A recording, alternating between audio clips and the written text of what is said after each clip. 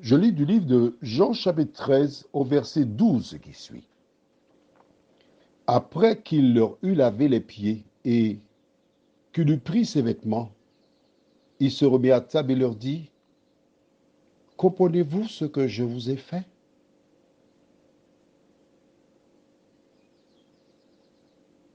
Prions.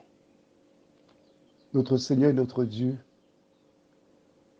nous te remercions pour ce privilège que tu nous accordes, de te connaître, toi, le seul vrai Dieu, et celui que tu as envoyé, Jésus. Merci pour cette grâce. Merci pour cet honneur. Merci pour cette richesse. Merci Seigneur pour toutes choses. Alors que nous continuons à marcher dans tes voies, que ton esprit nous éclaire, afin que nous soyons en mesure de comprendre tout ce que tu as à nous dire. Que nous puissions, Seigneur, chaque jour, nous laisser conduire par toi.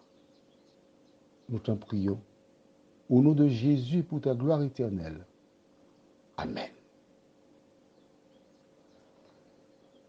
Ayant lavé les pieds de tous les disciples, Jésus s'installe à nouveau à table avec ces derniers. Il leur pose une question qui est la suivante. Comprenez-vous ce que je vous ai fait? Alors, je te pose la question, tu me réponds. Si tu as la réponse, forcément, quelle est la réponse? Comprenez-vous ce que je vous ai fait? Dit Jésus. Penses-tu qu'ils sachent ce que Jésus a fait?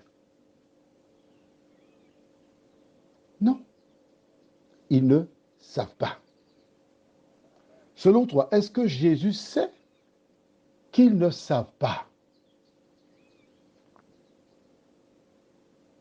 Oui, Jésus sait. Parce qu'ils n'ont jamais vu cela. C'est nouveau pour eux. Le seul élément qu'ils ont, c'est quand Jésus déclara à Pierre, si je ne te lave, tu n'auras point de part avec moi. C'est tout ce qu'ils savent.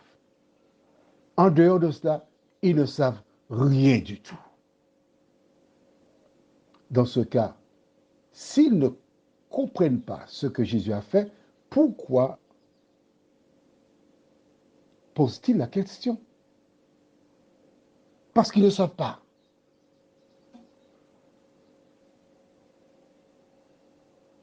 Qu'est-ce que Jésus veut leur dire? Qu'est-ce que Jésus veut nous dire à travers cette affaire? Dis-moi. Parce que Jésus parle. C'est nous qui n'entendons pas, qui ne comprenons pas son langage. Mais Jésus parle toujours à ses enfants.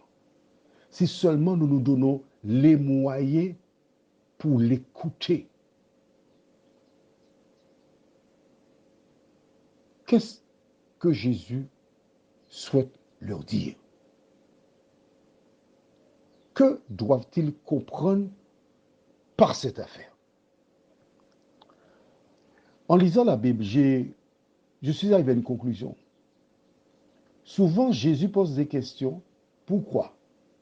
Pour inciter ses auditeurs à réfléchir. Et ça me fait penser à une méthodologie que j'ai souvent utilisée avec mes filles. C'est surtout la dernière qui venait me voir et dit, papa, comment on écrit tel mot? Je lui disais, dictionnaire. Systématiquement, dictionnaire. Je pouvais lui donner la réponse. Mais en procédant ainsi, je ne l'aide pas.